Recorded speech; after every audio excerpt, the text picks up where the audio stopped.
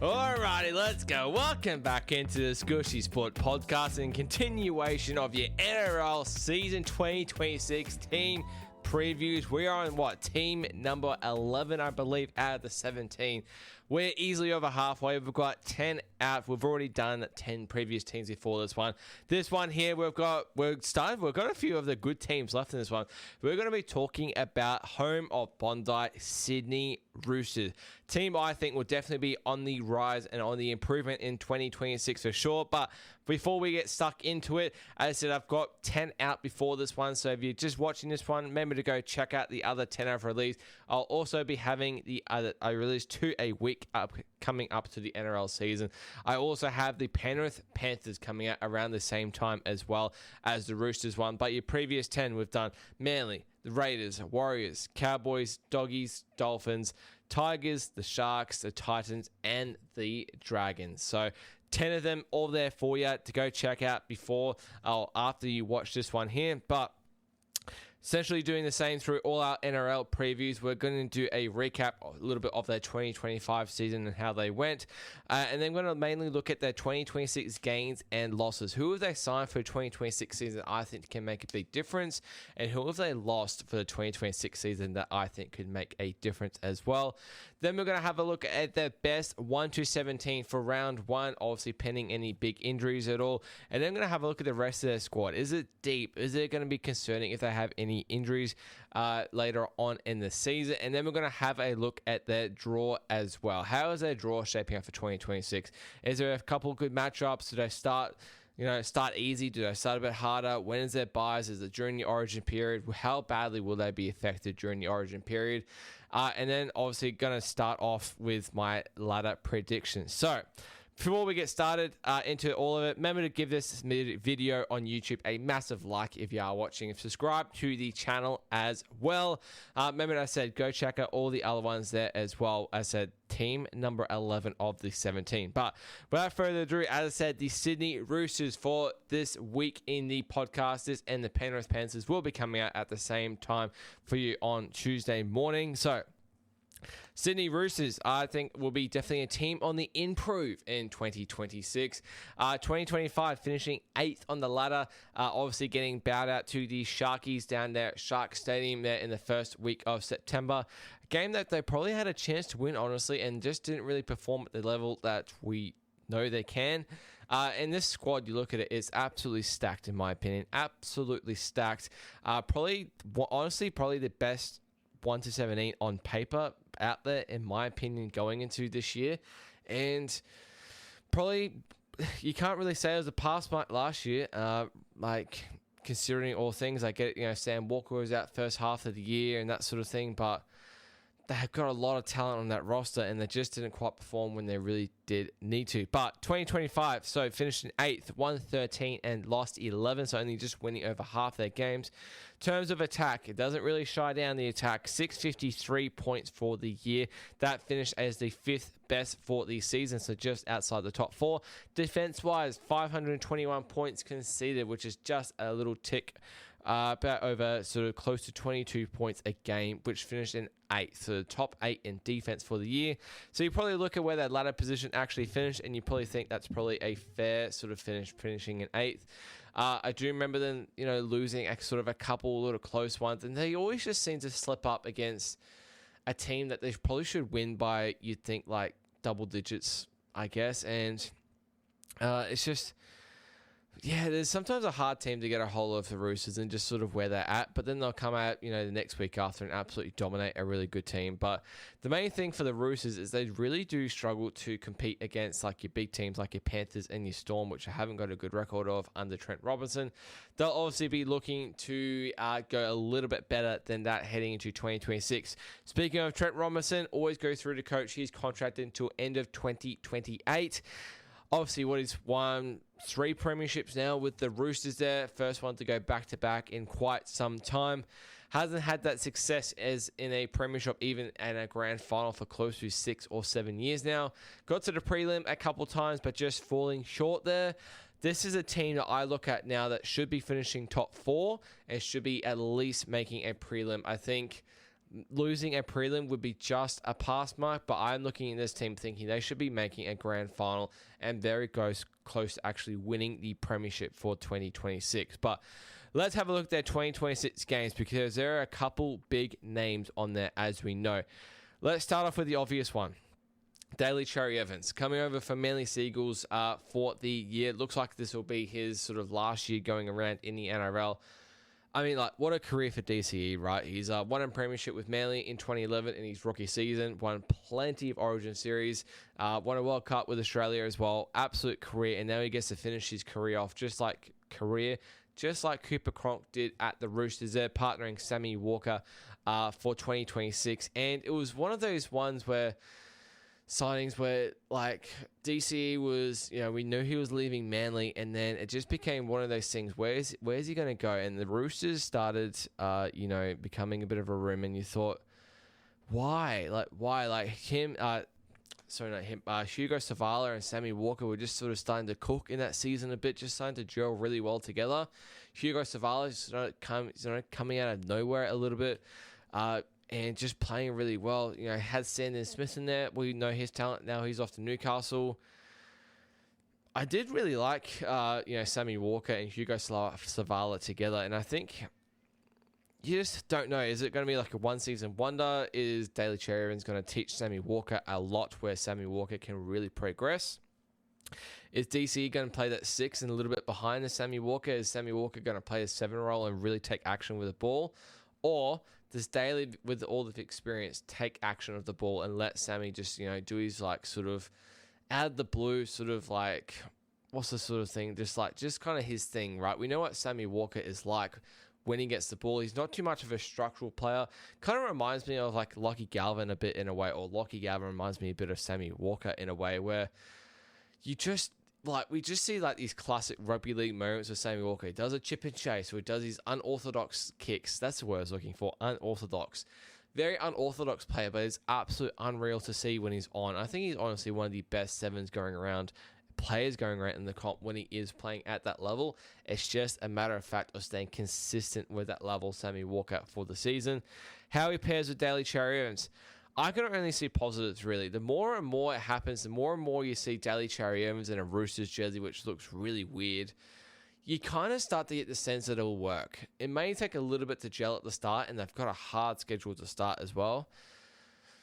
But you can just see maybe mid through the season and back end of the season, these two really actually clicking together, and the Roosters starting to play some really dangerous footy and really contending against these big teams. And I have them coming fourth for the season. I forgot to mention that at the start. So I did a ladder predictive video probably about a month and a half ago now, where I did a very, very early 1-17 ladder predictor going through every single team, why I think they'll finish that position. I have the Roosters coming in fourth. Very hard. I think they're definitely a top 4 caliber team. I think they'll finish anywhere amongst that top 4. Maybe not quite minor premiers, but they've got easily a good enough team on paper to finish top 4. I don't think there's any excuse now for the Roosters. They've got 2 big guns that 2 Origin stars that they've wanted and kind of needed to take that extra step. You still got James Tedesco there.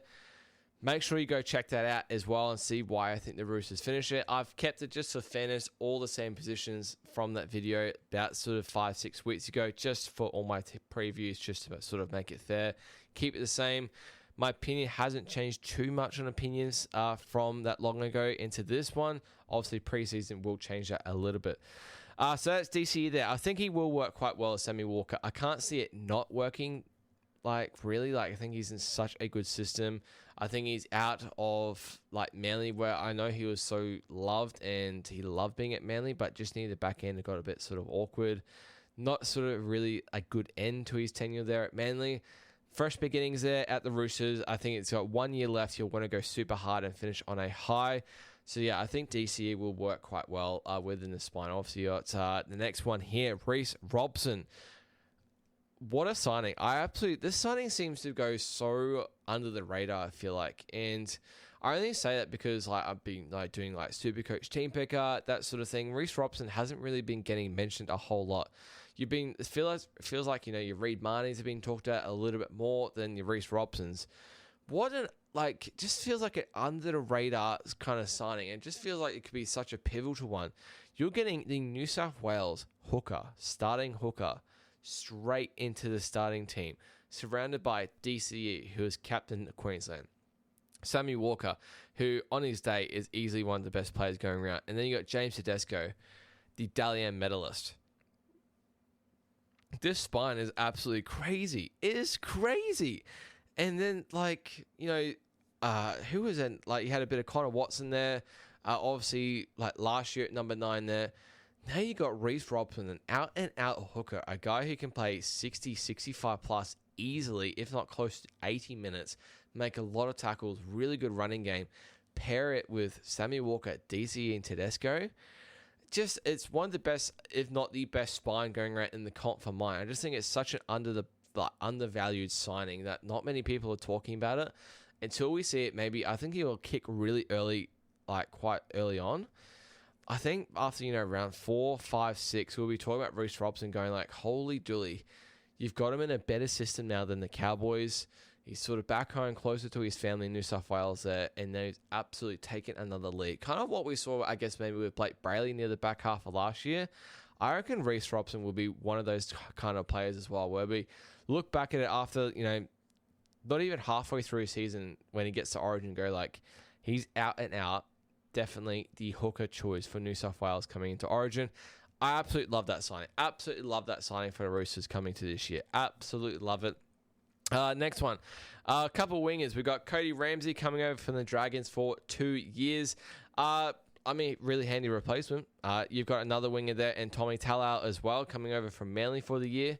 2 really handy replacements. If Tupou or Mark Nawaqanitawase goes down during the season, maybe even a Bobby Toyer goes down and Billy Smith, you can slot one of those guys in straight away and pretty much kind of know what you're going to get. I don't think you're going to get too much of a decline. Obviously, there is a bit of a difference between Tupou, Marky Mark, Nawaqanitawase, and those 2 guys. These 2 guys have played NRL before, though. It's not like they're coming from New South Wales Cup. It's not like they're 19, 20 years old, haven't played, fuck all sort of NRL games. And whether they got the opportunity, I'm not quite sure. They won't get it from, starting in the training, which kind of sucks for them. But definitely as injury cover, I think they're really good signings for the Roosters. Let's have a look at their 2026 losses. So there are a few sort of on this list. So let's go through it. We've got Zach Docker-Clay going to Manly, a guy that sort of came in and out that 14, a little bit of that 9 role for Roosters. I thought he was quite good last year, honestly. I thought when he got his opportunity to start, Connor Watson coming off the bench a little bit, I thought he was really good, honestly. I don't know how much game time he's going to get at Manly, but I hope he gets his opportunity. We've got Brandon Smith, a guy, he went to South near the back end of last year, a guy that just didn't really ever kick off at the Roosters.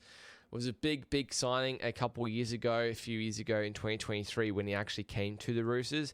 Just never seemed to flourish. Never really got caught up with injuries. He just, I don't know if he wasn't dedicated there at the Roosters. Just didn't quite fit in.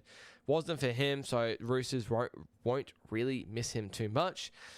Sandon Smith, I really like Sandon Smith as a player. I think he's going to end up in a 14 role for the Knights this year. Going to get more game time, hopefully, because Sandon Smith, you look at this team now, I just don't know where it actually does fit in. They've decided to keep Hugo Savala over Sandon Smith.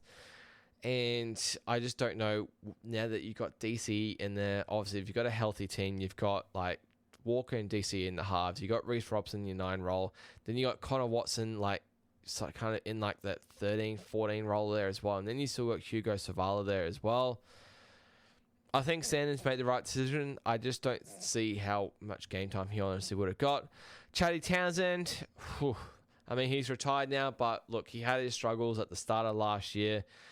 He was a one-season sort of hiring for the Roosters, got the starting role in round 1 last year and just didn't really do a whole lot. He wasn't that good and just really couldn't keep up with the modern generation, I guess, of rugby league. And so, yeah, he's retired now. Great career, Chad Sandon, premiership player. Can't take that off him ever. And then the last one, this happened sort of near the back end of last year, and that is Dom Young. So Dom Young officially gone from the Roosters. Dom Young, man, a guy that just could absolutely turn it on, and then next day just looked like just you just like, have you ever touched a rugby league ball before? Kind of gave me like, like Manu Vative vibes a little bit. A guy just on his day, you're just like, oh my goodness gracious me. He is one of the best wingers in the comp. And then on his off day, you just be like, oh my goodness gracious me. What? Like, you don't even deserve to play Harold Matts at that sort of level. He's back home where he belongs, I think, in Newcastle. I think he's very loved there. I think he's treated a lot better there. I think he just fits in a whole lot better. So I'm happy for Dom that he's gone back to the Knights. He's like one of the best try scorers of 2024 for the Knights. So I don't see any reason why he shouldn't really go back. Or 2023, sorry. That is your 2026 gains and losses for the Roosters. Now let's have a look at their 1-17. Now it is pretty, obviously unchanged apart from the main sort of two guys, right? It's very interesting to see, going to be interesting to see where maybe the lock role and maybe sort of that 14 role comes in. We'll talk about it a little bit later. Your back five is still the same as last year, though. Number one, James Tedesco. Well, say less, really. Dalian medalist last year, absolutely shattered in as well. Easily the best player on the rugby league field in NRL last year by a country mile. I thought, in my opinion, was a landslide Dalian. Obviously, if Luke Metcalf didn't get injured, maybe a little bit different story. Obviously, bowed out of the New South Wales Origin squad back in 2024. There's always these talks. Is he going to be back there? Is he going to be back there? You just never know, hey? You just never know. I don't know if Laurie Daly actually has the balls to come and bring him back, maybe as a non-captain as well. I think, honestly, just let him play NRL. I think as good as he is, and he definitely can play for New South Wales again, I think his full focus should just be the Roosters again and just honestly trying to win another premiership for them. He's he signed on until the end of 2027, I believe, so he's still going around next year as well. I mean, Teddy, it just feels like every year we kind of forget about him because you got your Reece Walshes and your Dylan Edwards, you've got Drinkwaters, that sort of thing. And then you kind of think, James Tedesco, he's had his prime, he's gone sort of past it, and then he just has his moments where you're like, oh my goodness gracious me. He is unbelievable at what he does. And I said, last year, he was so consistent. He was everywhere.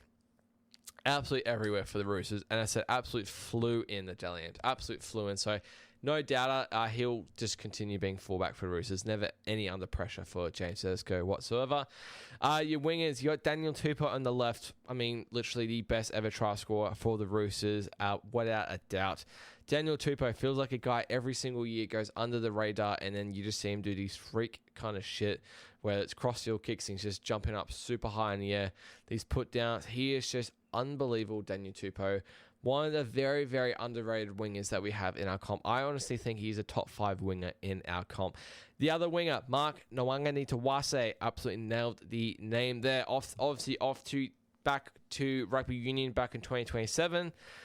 A freak, right? Try scorer of the year last year in the NRL. Had the try of the year as well, voted by the NRL. That try against the Doggies where he went down the sideline, grubbed it in, kept it in, and then jumped on one, hopped on 1 foot 3 times and just regathered and just scored in the corner. It was absolutely unbelievable. He is a freak of nature athlete, and the Roosters, I think, will definitely miss him. I'm not sure if they're going to make another big signing. They're going to have, obviously, Ruben Garrick there next year to replace him. So they've already made the signing. I think it's a pretty good signing, obviously, to replace him, but Marky Mark, absolute freak. So Mark Nwanganitawase fits into that winger role there as well. In your centre roles, I think there's one little downside to the starting sort of 17. On the right side, you got Bobby Toya. Absolute, that is not the downside I'm talking about. His Origin debut last year, won obviously Rookie of the Year, Dalian Rookie of the Year in the NRL as well. Absolute stellar year. I mean, he absolutely killed it at the Roosters and then gets his opportunity at Origin, and I thought really proved himself as well. I think he got pretty scorched by Crichton, I think, in Game 1, but really turned it around in Game 2 and 3 to win the series. Here's the other one, Billy Smith. Now, Billy Smith has been an absolute journeyman, right? He stayed at the Roosters. Roosters have stayed super loyal. Holy dooly, he's been injury-prone. And it seemed like for a lot of last year, finally he went unscathed through injury. And you see these games from Billy Smith and you just think, oh my goodness gracious me. The Roosters, no wonder they've kept them and stayed loyal. Then there's some other games you just really? Should he be the starting center? Have they got someone better there in the starting center role? Billy Smith is a really weird one. One that's was rumored to go to R360 this year. That's obviously not happening anymore until 2028. Bit of a weird one with Billy Smith. I'm not sure. Like, I have to let's see who they've got. I don't know if maybe like a Junior Tupou or something what might sort of threaten there during the year. Maybe even a Cody Ramsey there. I just want to see how Billy Smith goes. I know he's got the game. I just want to see consistently. If he has 4 or 5 scratchy games in a row at the start, I'm just very curious to see how he actually goes and what like Trent Robinson decides to do. I say that he stays. I want to see Billy Smith perform well because he's been in and around the NRL for feels like a while now, but just so injured. ACLs and Achilles, that sort of thing. But I want to see Billy Smith play, but is he at the level that he should be to fit into this team? No, I don't quite think so. Let's look at the halves. So this is a hard one, right? Whether you have 6-7, whether you have Sammy Walker in the 6 or the 7, and whether you have DCE in the 7 or the 6.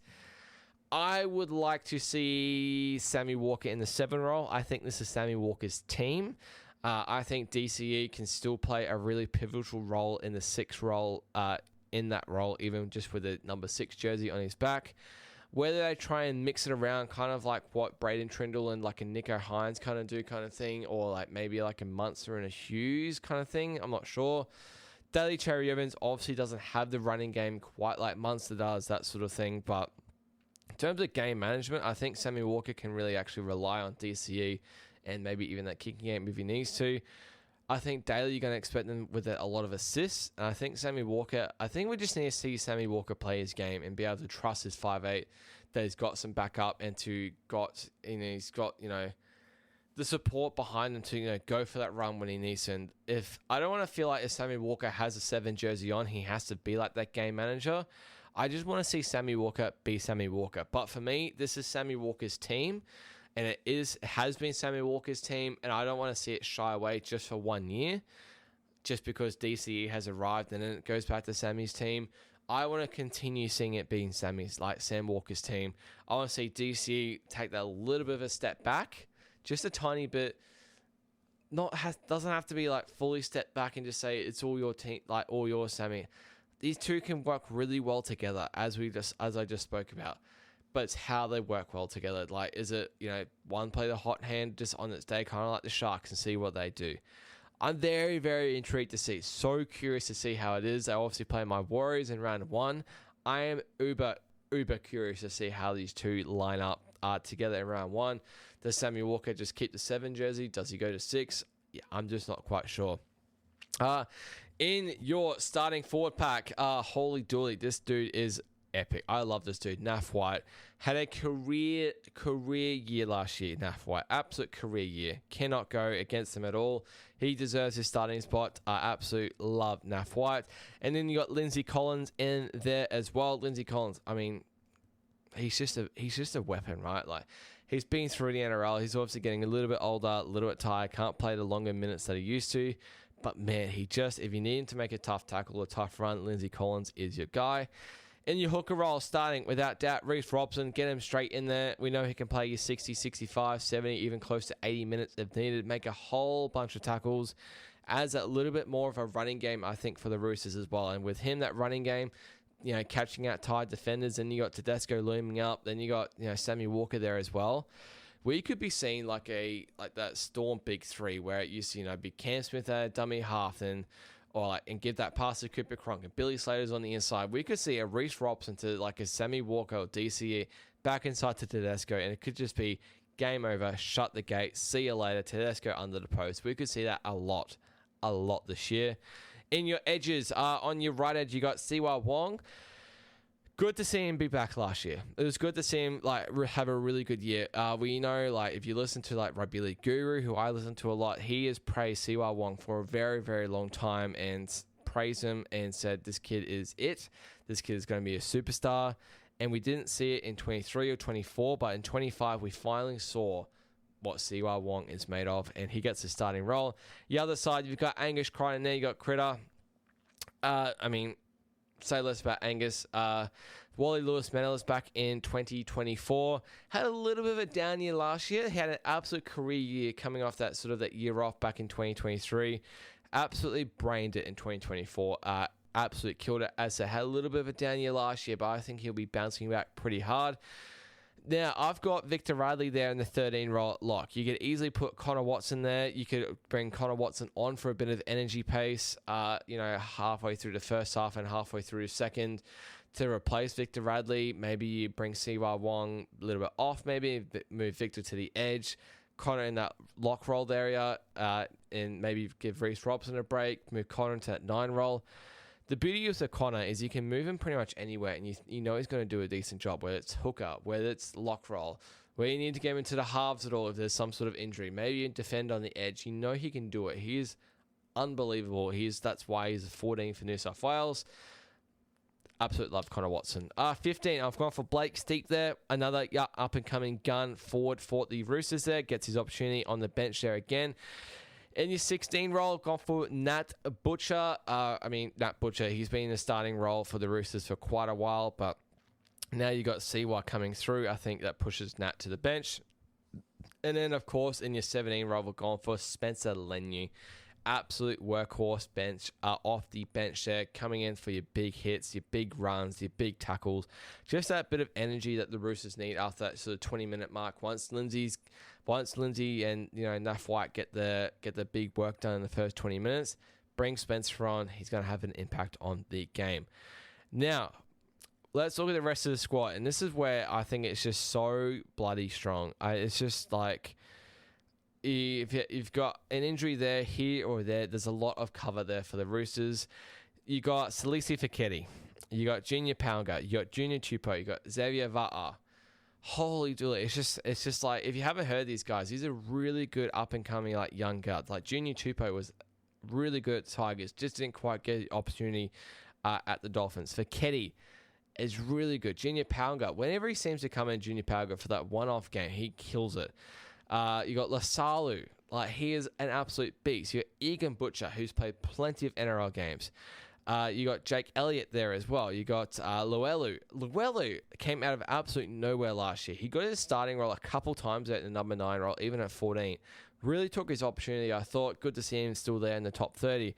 Toby Rodwell, another up-and-coming Rooster forward coming through. And then the other 3 we spoke about: Cody Ramsey, Tommy Talau, Hugo Savala. Imagine if there's an injury just so happened to be to Sam Walker. You just put Hugo Savala straight in there, and you probably wouldn't see much of a difference.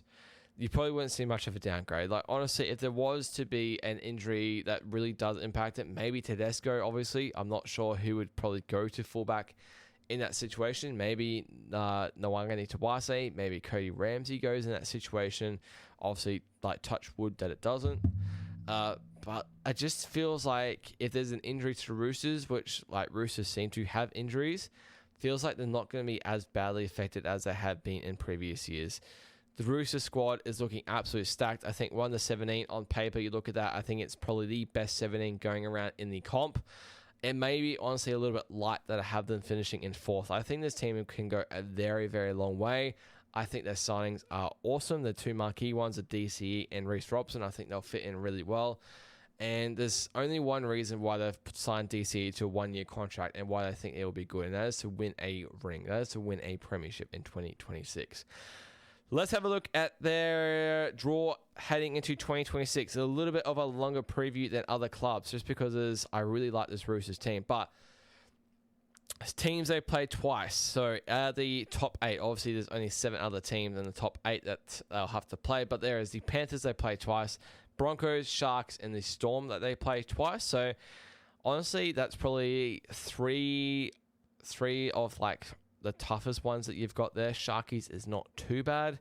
Then they've also got the Rabbits, Dolphins, Knights, and Cowboys twice, which is pretty friendly. I think the Cowboys one is at Magic Round as well. Dolphins is not too bad. Knights is not too bad. South is obviously an interesting one. You just never know what you're going to get in that matchup there. What I will say is, that Storm, having to play the Panthers on the road and Storm on the road is going to be tricky, and the Broncos on the road. That's 3 very, very tricky games. Sharks, you just never know. I think they'll be probably up for that one, a bit of like finals revenge in that one. So they only have to play the Raiders, the Warriors, and the Doggies once, right? Out of that top 8 that we mentioned. They play the Raiders and the Warriors on the road. They open their season in New Zealand. And then they play the Bulldogs at home, which is at Allianz, which is not too far of a trek for the Doggies. They have their buys in round 5, round 12, and round 18. So 2 of them during the Origin periods. When you look at this team and who will be playing in Origin, potentially Tedesco. Probably Bobby Toya. Probably not Sam Walker and DCE. Probably Reece Robson. Potentially Lindsay Collins. Potentially Angus Crichton. Potentially Connor Watson. Potentially Spencer Leniu. What's that? 1, 2, 3, 4, 5, 6, potentially 7 Origin players out of their 17. Nearly half their team could be playing in Origin.